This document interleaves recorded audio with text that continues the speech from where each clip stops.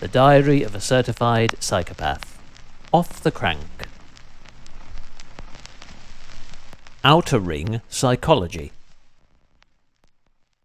With all due respect to every self-sculpted armchair life coach preaching your essential rules, recyclable proverbs, and fail-safe philosophies for realizing a happy and wholesome existence on the next click-baited vodcast that YouTube's deeply learned librarians believe might stir my discharged spirits, before shamelessly flogging yet another hardback self-help manual in which the exact same advice is imparted for the cost of 10 Happy-Go Sunshine high-protein shakes, but one of your breed's most overused scriptural phrases, live in the moment, is, for want of a better term, sorely overrated. Why? Because, when abiding by this misleading mantra, if reality then throws punches you're never allowed to prepare for, they'll always hit the most painful spot. In your warped worlds, these moments are the recurring 3 hours you spend exposing the errors of every other best-selling health guru, whilst for most of your million-strong audience, it is the mid-roll adverts for powdered placebo that they are forced to skip 10 times throughout your feature-length sermon, hoping to survive just long enough for you to tell us that the 5 healthy habits or wholesome foods which your arch-nemesis celebrity clinician claimed would reverse the aging process on yesterday's episode of your Patreon-funded show are, in your truth, dangerous addictions that should have killed us last Tuesday. Were I ever to cross stems with Professor Jordan Peterson riding his Cannondale Super 6 Ego through Shoreham's slumbering old village on a clement spring night, I'd implore the wooden wiseacres guarding St. Mary's heavenly sanctuary for lost and found souls to gently rustle these choice words in his face. As I pulled into the deserted car park opposite the hulking silhouette of our town's iconic old fort, a lone fisherman emerged from its shadows and made slowly for the back of his hybrid Skoda Octavia hatchback by aid of a powerful flashlight, before loading his substantial rod and tackle into its spacious trunk. Shuffling round to the driver's side of his practical person carrier, he pulled open the door and entered, causing 2 foxes to scamper from their covert observation point beneath a darkened street lamp as he slammed the door shut. Firing up the vehicle's throaty 4-cylinder engine, he then reversed from the lot's sole occupied space, whereupon a pronounced pop of shattered glass penetrated the serene nocturnal air.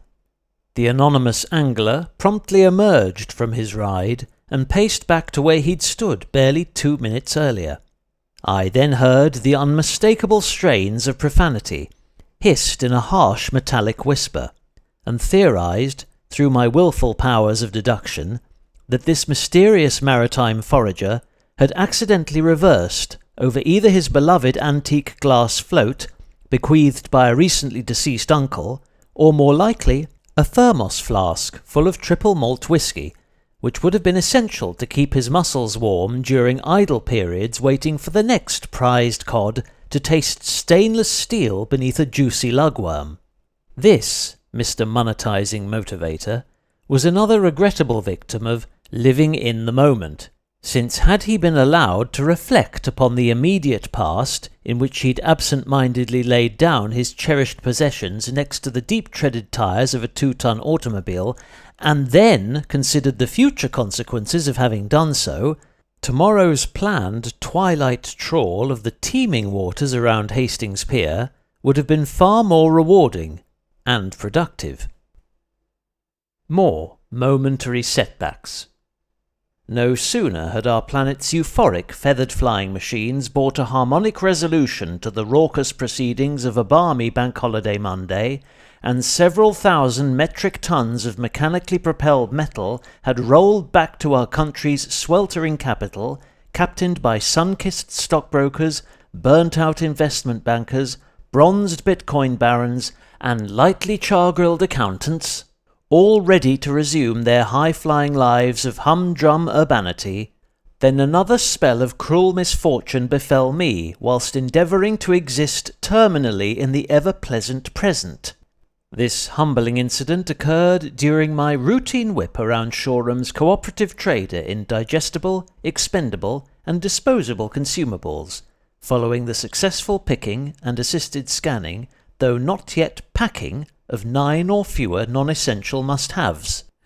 With all items in question sitting on the counter, patiently awaiting transfer to a compostable pannier, my iPhone suddenly developed an acute aversion to Apple's contactless payment system, causing its app to continuously demand that the handset be held closer to my cashier's receiver, with no obligatory beep of acknowledgement to indicate a pre-authorized transaction. The palpable irritation that radiated from a steadily lengthening queue of customers following each unsuccessful attempt to settle my personal ration tab felt similar to when one overly cautious motorist refuses to pass you on a busy road, resulting in a slow-moving chain gang of increasingly exasperated courier drivers forming behind, impulsively blasting their horns at each other in mounting desperation of a common enemy to help consolidate and focus their simmering rage, hastening back to the perils of existing solely for the moment, with no capacity to preempt future concerns or consider historic mistakes. Had I been allowed the foresight to assume that Apple might try to surreptitiously cripple key functions of its existing services for any late adopter who was not able or prepared to apply the New World Orchard's latest experience-enhancing update, then as insurance for a dysfunctional virtualized credit card,